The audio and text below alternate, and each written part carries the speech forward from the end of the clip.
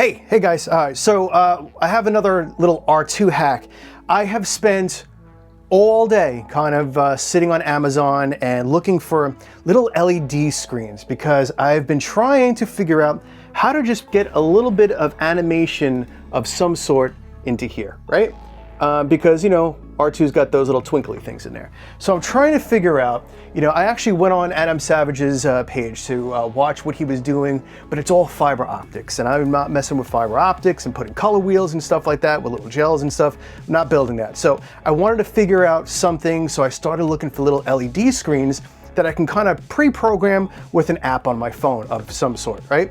So I came across those stupid little screens that the taxi drivers, Uber drivers and everything, they put on their car. Look at this, right? So right now I just have gibberish. This actually, the app over here. So the app over here, you can kind of, you know, put in a whole bunch of custom text and stuff like that. You can animate it slower. You know, it's basically just in scrolling mode right now, right? But I have it on the slowest thing at the moment just to test this out, because I just want to see, I am not an electronics guy. I wanted to see if I could just kind of slap something in there to just add a little bit of animation to it. So let's check this out. That's not bad. That's a cool little hack, and there's a whole bunch of different things that you can like type in there and try to figure something out. It even has a little remote control to turn it on and off.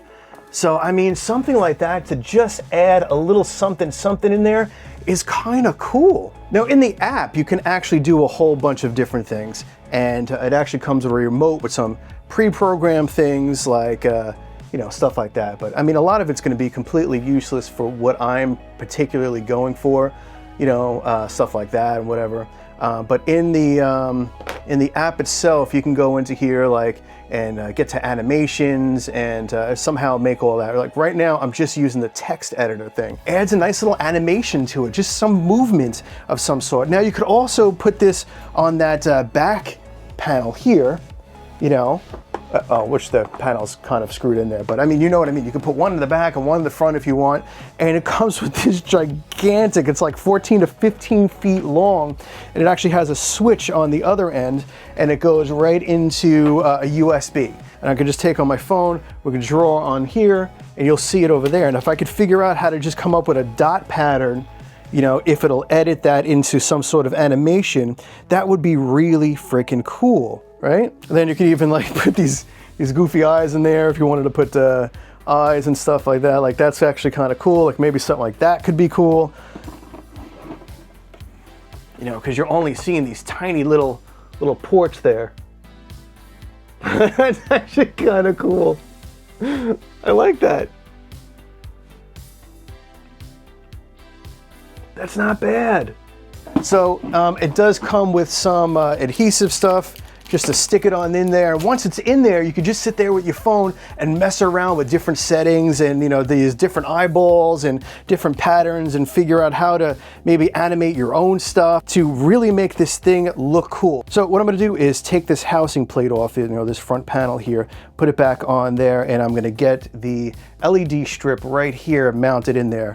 And you know, I think I'm just going to leave the LEDs hanging here for a while. And what I might do is move those LEDs, you know, and put some holes or something into this back data port over here. And maybe we'll just have the lights back there, or I could just leave them in here, just kind of hanging around just for now. I mean, I got to be honest with you, like since this thing came out over the past week or so, I've had more fun just trying to figure things out and weather it up and, you know, just work on this as a little project, you know, just try to think, you know, a little bit, how could I make this better, you know, for something that's this cheap, how can I improve it, you know, to just modify it enough so that it's interesting, you know? Yeah, just use his eyeball here for a sec.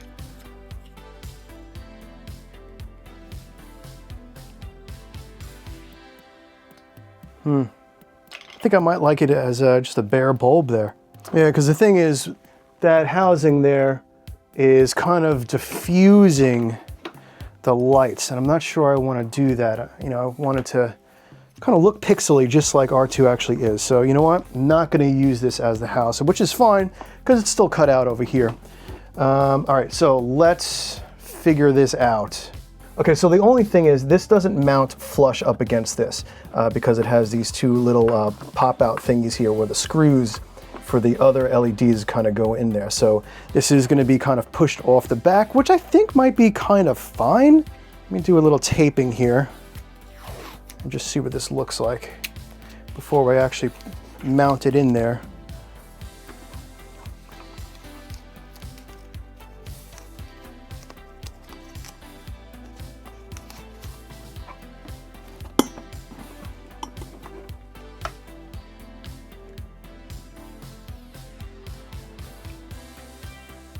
Pretty cool.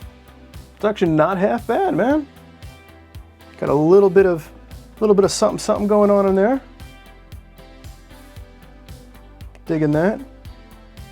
All right, you know, I think I'm kind of happy with that. Let's turn these lights off here. See it a little bit better.